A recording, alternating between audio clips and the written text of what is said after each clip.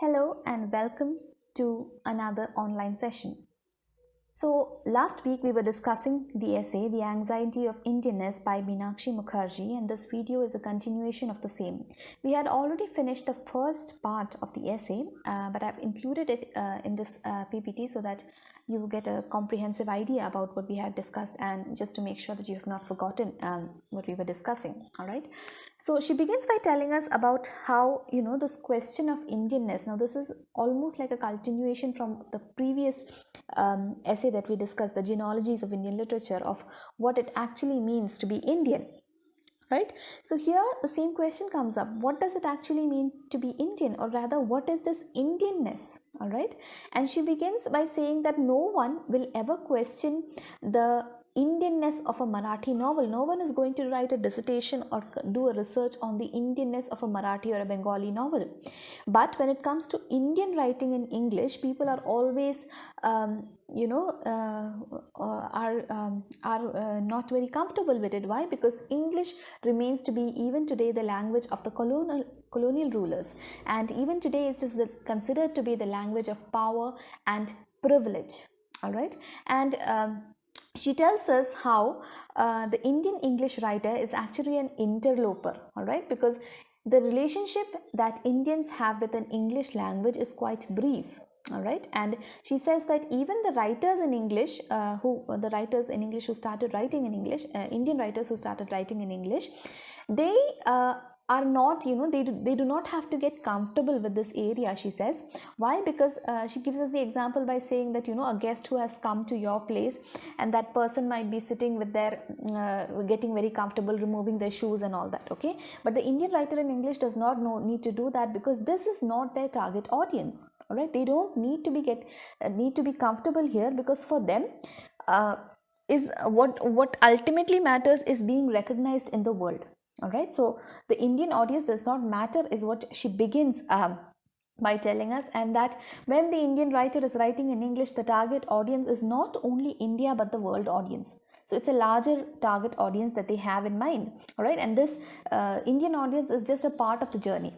Okay, so you don't have to take your shoes off, because when you are traveling the world with your book, you will need to have your shoes on, is what she says. All right, then she goes on to talk about the famous Indian writer Raja Rao, and I already told you about the peculiar manner in which Kantapura is written. All right, I'm sorry, there's no italicization there, but you should always italicize work when it is mentioned. Okay, I'm sorry about that mistake. So she tells us that in Raja Rao's Kantapura, he was writing in English, but what he was writing about was very, very Indian. He was writing about a small village in Karnataka, of the myths and the oral tales and the gossips and the textures of daily existence that were there. All right, and in the foreword to that particular work, he had written that the telling has not been easy. The telling of the story has not been easy.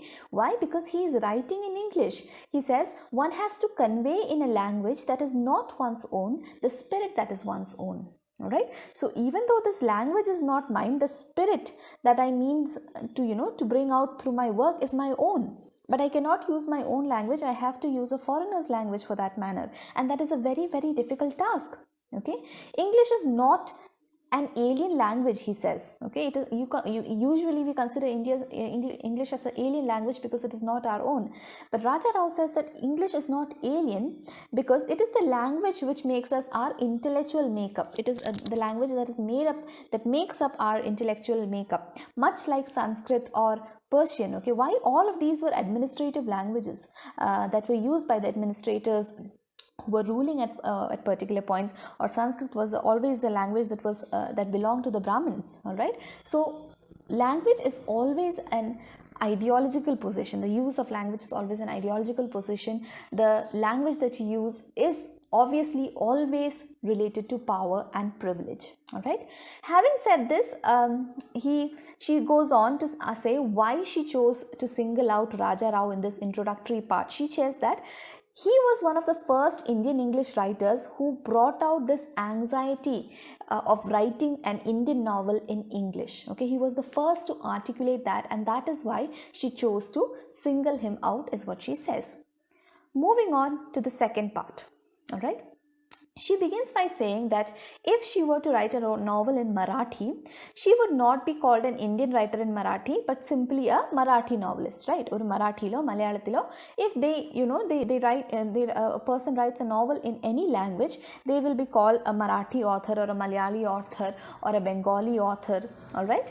Now, why then is an Indian English author called as an Indian English author? All right, why are you adding so many words there? So Marathi, it refers not only to the language. When someone is writing a novel in Marathi, it refers not only to the language that is used to write, but it conveys the larger burden of culture, tradition, and everything else that comes with it. So when I am writing a novel in Marathi, I cannot just use only the language. With the language, there is a baggage that comes with the language. The baggage is, it is the culture that belongs to the people who speak that language. It is the tradition of that language. It is the ethos. So all of that is a part and parcel of using that language, all right? So no one is going to question the Indianness, because when you read that novel, all that tradition, all that culture is already there in the language, so no one is going to question it. But when it comes to English fiction that is originating in our country, not only does the issue of Indianness become a favorite obsession with academic writers who are writing book reviews or doing research, but it becomes a complicating factor. Why? Because English remains to be even today the language of power and privilege. It remains to be even today the language of the colonial rulers, all right? And it is always the borrowed language.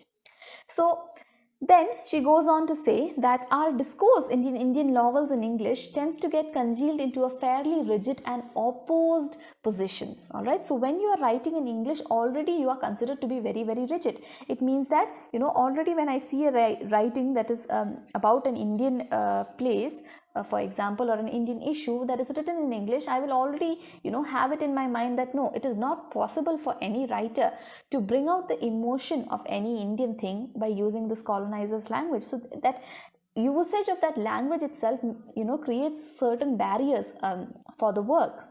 And then she goes on to say that, there is an unspoken premise in this war, in writing in English and writing in other languages. There is a war, all right, between writing in English and writing in other languages, all right. And she uses, instead of using other Indian languages, she uses the word bhasha, okay, to refer to all the other Indian languages.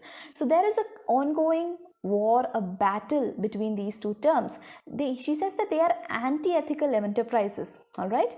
And when you talk about writing in any of these languages, whether it be in English or whether it be in any of the bhashas, it automatically brings out a commitment or a betrayal of certain undefinable cultural values, all right. Immediately when you're writing in English, it shows that you are betraying your cultural values. When you're writing in any of the bhashas, you are committed to these cultural values, is the idea that comes, all right.